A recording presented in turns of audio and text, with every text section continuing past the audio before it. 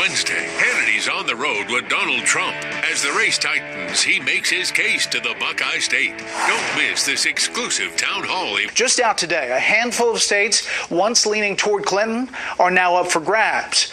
But does Trump have enough momentum to win them outright? Joining us now from New York to analyze, David Rothschild, an economist at Microsoft Research, and here in Washington, Kristen Soltis Anderson, a Republican pollster. Kristen, first to you. You look into his supporters. They don't buy all the polls to begin with. But the clear thing is if this race shifts 2 to 3 points in some of these states, you're talking about an entirely different electoral map.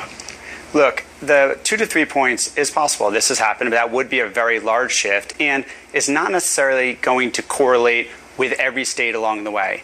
I have New Hampshire and Colorado is still pretty strong Democratic at counts the same as an unenthusiastic vote at the ballot box. The question, though, is does it affect turnout? Do one candidate's supporters turn out in higher numbers than another? Democrats have traditionally had a harder time turning their voters out than Republicans, who have benefited from older voters who have a history of voting. They're used to going to their polling place, which is why Democrats have invested so much in.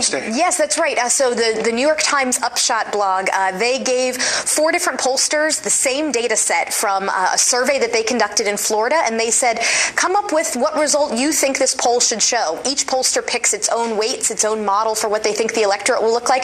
I think David's numbers came back showing Trump up by 1 in Florida. My firm showed Clinton up by 1. Other firms showed it as much as Clinton by 4. The pollster does have a lot of latitude in making assumptions about who will and won't turn out. There you go.